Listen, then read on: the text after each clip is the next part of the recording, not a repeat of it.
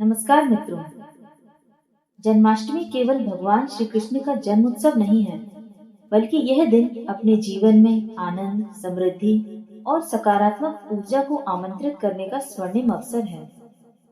जहाँ एक ओर हम श्री कृष्ण के जन्म उत्सव में झूले सजाते हैं, मक्खन मिश्री का भोग लगाते हैं, वहीं दूसरी ओर वास्तुशास्त्र हमें कुछ ऐसे विशेष उपाय बताता है जो इस दिन करने से घर परिवार में सुख, शांति और धन्य धान्य की वृद्धि होती है। आज हम आपको बताने जा रहे हैं जन्माष्टमी पर करने योग्य वास्तु उपाय, जिनके पीछे गहरी पौराणिक कथाएं और शास्त्रीय तर्क छिपे हैं।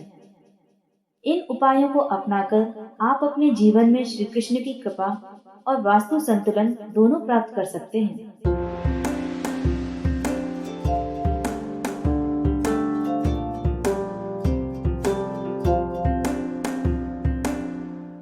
पहला उपाय, पश्चिम मुखी रखें राधा कृष्ण की प्रतिमा।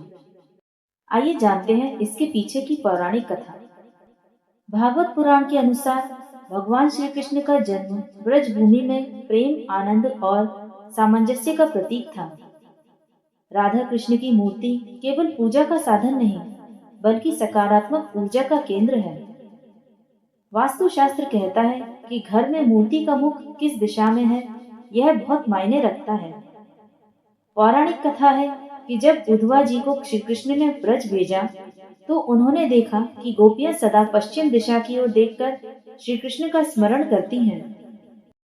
कारण यह था कि मथुरा से ब्रज की दिशा पश्चिम में पड़ती थी और पश्चिम का संबंध सूर्यास्त की आभा व जीवन में पूर्णता से है। इसलिए पश्चिम मुखी राधा कृष्ण प्रतिमा प्रेम, सौहार्द और रिश्तों में मजबूती लाती है।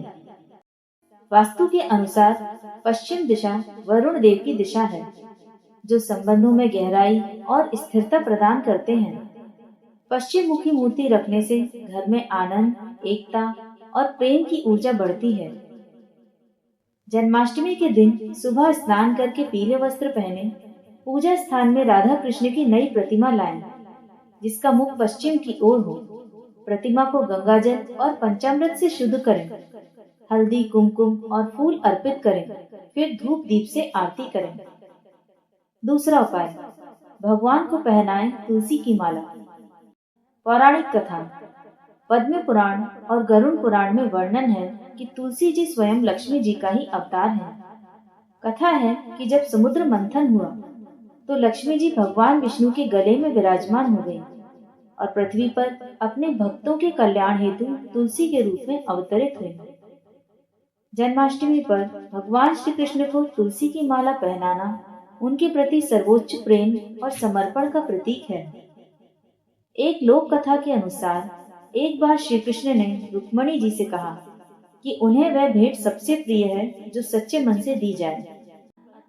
तब तुलसी देवी ने अपनी पत्तियां अर्पित की और कृष्ण ने उसे अपने हृदय के पास रख लिया।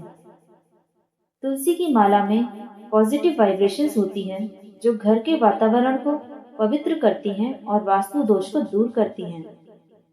जन्माष्टमी की सुबह तुलसी के पत्ते तोड़ते समय ओम वासुदेवाय नमः मंत्र का जप करें। 108 तुलसी पत्तियों की माला बनाएं। मध्य रात्रि जन्म आरती के समय कृष्ण जी को पहनाएं। ऐसा करने से घर में लक्ष्मी का वास होता है, रोग व्याधियों का नाश होता है, मानसिक शांति और भक्ति में वृद्धि होती है। तीसरा उपाय, कृष्ण जी को अर्पण करें बांसुरी। पौराणिक कथा बांसुरी श्री कृष्ण का प्रिय वाद्य है। ब्रज में मान्यता है कि जब श्री कृष्ण बांसुरी बजाते तो गाय, पक्षी, वृक्ष सभी आनंद में डूब जाते। कथा है कि एक बार राधा जी ने पूछा, कान्हा, तुम बांसुरी को इतना क्यों चाहते हो? कृष्ण जी मुस्कुराकर बोले, क्योंकि यह खोखली है, इसमें अपना अहंकार नहीं है। जो खुद को खाली कर दे, उसमें मेरा वास होता है। वास्तुशास्त्र में बांसुरी को प्रेम, सफलता और मनोबल बढ़ाने वाला शुभ प्रतीक माना गया है। इसे पूजा स्थान पर रखने से संबंध मधुर होते हैं और धन लाभ के योग बनते हैं। जन्माष्टमी पर चांदी, पीतल या लकड़ी की बांसुरी लाएं। बांसुरी को पीले कपड़े में लपेटकर रात में पूजन में अर्पित करें। ऐसा करने से घर में मधुरता और सामंजस्य बढ़ता है। करियर और व्यापार में अपार सफलता मिलती है। चौथा उपाय, कदम्ब के पेड़ की डंडी या टहनी घर में रखना। पौराणिक कथा, कदम्ब का वृक्ष कृष्ण की लीलाओं से जुड़ा है। कालिया नाग दमन के समय कृष्ण ने कदम्ब के पेड़ से छलांग लगाई थी। ब्रज में मान्यता है कि कदम्ब भगवान की कृपा का प्रतीक है और इसकी टहनी घर में रखने से नकारात्मक शक्तियां दूर होती हैं। वास्तु के अनुसार कदम्ब की डंडी घर में रखने से 5 तत्व संतुलित होते हैं और रोग व्याधि कम होती है। जन्माष्टमी पर कदम्ब की डंडी लाकर गंगा जल से शुद्ध करें। पूजा स्थान या मुख्य द्वार के पास रखें। ऐसा करने से घर में साहस और सुख शांति आती है।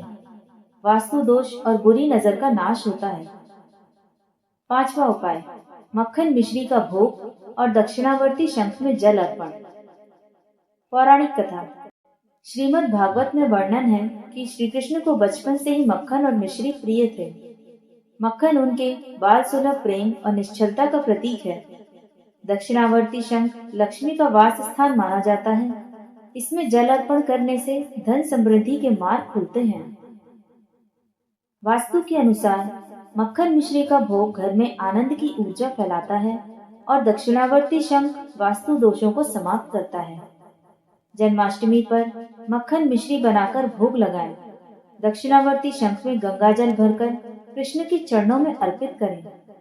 ऐसा करने से धन और सुख समृद्धि की वृद्धि होती है। घर में स्थायी शांति आती है। छठा उपाय, घर के उत्तर पूर्व यानी ईशान कोण की शुद्धि और सजावट। वास्तु में उत्तर पूर्व दिशा को देवताओं का स्थान माना गया है। यहीं से ब्रह्मांड की सकारात्मक ऊर्जा घर में प्रवेश करती है। जन्माष्टमी से एक दिन पहले ही इस कोने की सफाई करें। मिट्टी के दीपक या घी के दीपक जलाएं और यहाँ श्री कृष्ण की मूर्ति या झूला रखें। पौराणिक कारण, भागवत पुराण के अनुसार वसुदेव जी ने श्री कृष्ण को यमुना पार कराने के बाद गोकुल में नंद बाबा के घर उत्तर पूर्व दिशा में झूले में रखा था। इसलिए यह स्थान श्री कृष्ण जी के लिए सबसे पवित्र माना जाता है। यह कोना शुद्ध और अलौकिक होगा तो धन, ज्ञान और शांति घर में बनी रहेगी। सातवां उपाय, मकान के मुख्य द्वार पर मोरपंख और बंदरवार। मोरपंख को श्री कृष्ण का मुकुट आभूषण माना जाता है। वास्तु के अनुसार घर के मुख्य द्वार पर मोरपंख लगाने से ग्रह दोष और नजर दोष खत्म होते हैं। जन्माष्टमी के दिन अशोक पत्तियों, आम्र पल्लव और गेंदे के फूल से बंदरवार बनाकर दरवाजे पर लगाएं। पौराणिक कारण, द्वारका नगरी में श्री कृष्ण के महल के दरवाजों पर मोर पंख और फूलों की सजावट होती थी, जिससे शुभ ऊर्जा का स्वागत होता था। वास्तु लाभ, यह न सिर्फ सौंदर्य बढ़ाता है बल्कि सकारात्मक तरंगों को घर में प्रवेश करने का निमंत्रण देता है। आठवां उपाय, मध्य रात्रि में दीपदान और मंत्र जाप। जन्माष्टमी की रात ठीक 12 बजे दीपक जलाकर घर के मुख्य कोने में रखें।